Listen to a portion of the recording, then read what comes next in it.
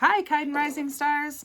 We're back again to read Gregor the Overlander by Suzanne Collins. We left you with chapter 3, where Gregor and his sister Boots, remember they fell down that big tunnel. They landed under in the underland somewhere, and the cockroaches gave them a ride, and they went into this big stadium where people were riding bats, and they met this queen named Luxa.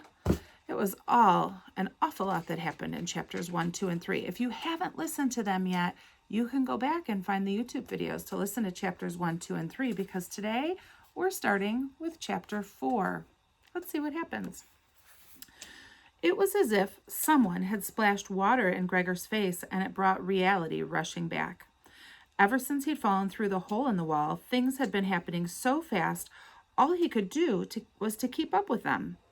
Now, in this momentary calm, the words New York City came as a shock. Yes, he was a kid who lived in New York City and had to do the laundry and get back upstairs with his little sister before his mother. His mother! I have to get home now, Gregor blurted out.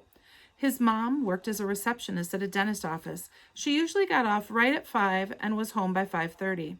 She'd be worried sick if she came in and found that he and Boots had disappeared, especially after what had happened to his dad. He tried to figure out how much time had passed since he was in the laundry room. We fell for, let's say, 5 minutes, and then we must have run for about 20 with the roaches, and we've been here maybe 10, he thought, 35 minutes. Okay, so the clothes should be about dry, he said aloud. If we get back up there in the next 20 minutes, it should be okay. No one would think to look for them before that, and he could just take the laundry up and fold it in the apartment. Really, I need to go back up right now, he said to Vicus. The old man was still examining him closely. It is simple to fall down, but the going up requires much giving. What do you mean? Said Gregor, his throat tightening. He means you cannot go home, said Luxa flatly. You must stay with us in the Underland. No, thank you, said Gregor. I mean, you're all great, but I've got stuff to do. Upstairs, he said. Thanks again. Nice meeting you. Come on, Boots. Gregor scooped up his sister and headed for the arched opening the roaches had left by. Out of the corner of his eye, he saw Luxa raise her hand. For a moment, he thought she was waving goodbye, but that couldn't be right. Luxa wasn't friendly enough to wave. If it's not a wave, it's a signal, he muttered to Boots. Then he bolted for the doorway. He might have made it if he hadn't been hauling Boots, but he couldn't really run with her in his arms. 10 yards from the exit, the first bat swept in front of him, knocking him flat on his back on the ground. His body cushioned Boots' fall, and she immediately sat up on his stomach to enjoy the show. Every bat in the arena had dived for them. They flew in a tight circle around Gregor and Boots, locking them in a prison of wings and fur. Each one had a rider as pale and silver-haired as Luxa.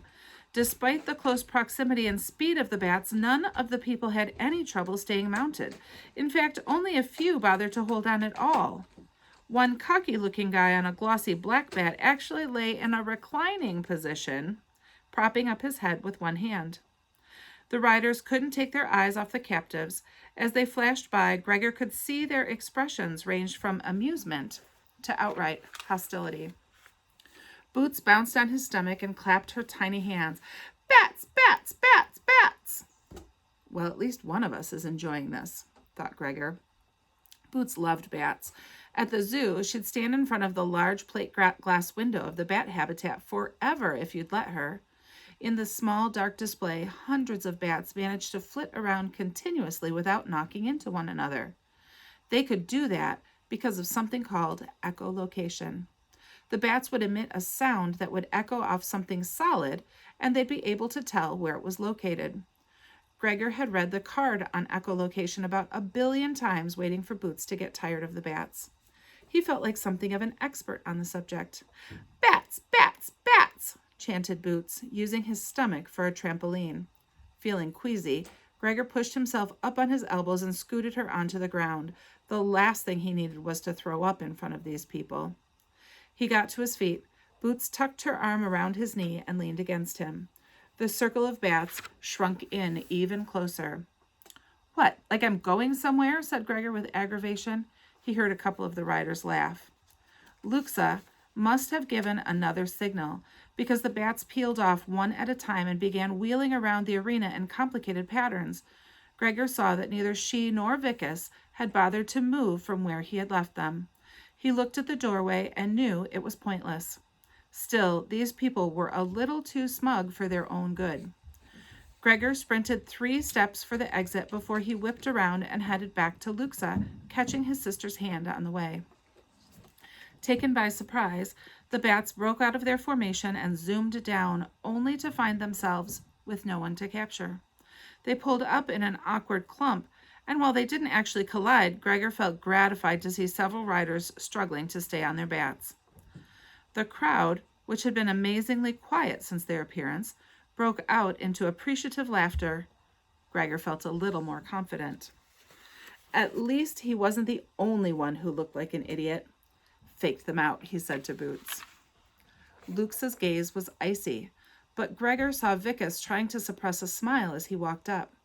So, you said something about a bath, he said to Luxa. You will follow to the palace now, said Luxa crossly. She flicked her hand and her golden bat swept down behind her. Just as it was about to crash into her, Luxa leaped into the air. She lifted her legs straight out to the sides and touched her toes in a move Gregor thought he'd maybe seen cheerleaders do. The bat ducked under her and she landed on its back easily. It arched up, missing Gregor by inches. Then it righted itself in the air and sped out of the stadium. You're wasting your time with that stuff, called Gregor, although Luxa was out of earshot. He felt angry with himself because, in fact, he had to admit the girl had some moves. Vicus heard him, though. His smile broadened. Gregor scowled at the old man. What?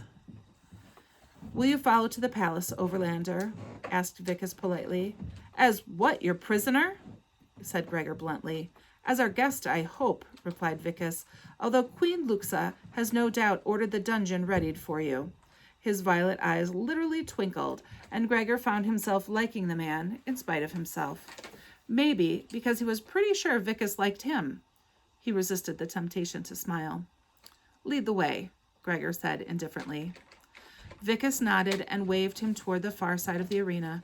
Gregor followed a few steps behind him, towing Boots.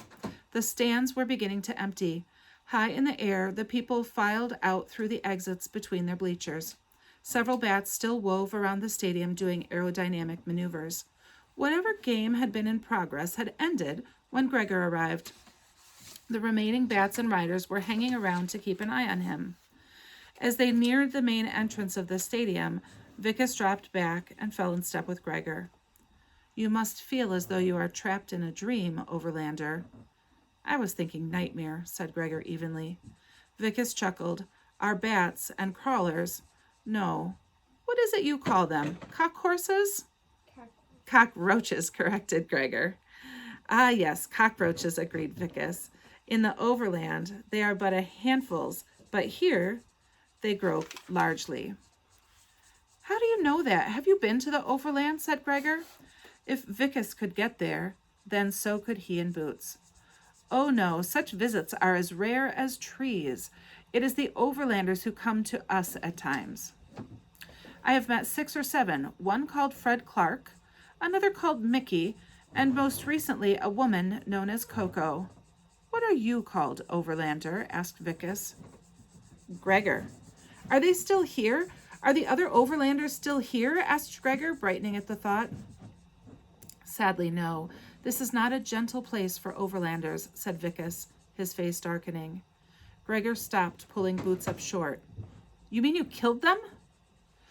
Now he'd insulted the guy. We? Humans kill the Overlanders? I know of your world, of the evils that transpire there, but we do not kill for sport, said Vicus severely. Today we have taken you among us. Had we denied you, count on it, you would not be breathing now. I didn't mean you. I didn't know how it worked here, stammered Gregor, although he should have guessed that it wasn't very diplomatic to suggest Vicus was a murderer. So, the roaches would have killed us? The crawlers kill you? Said Vicus. No, it would give them no time. There was that expression again. What did it mean to give the roaches time?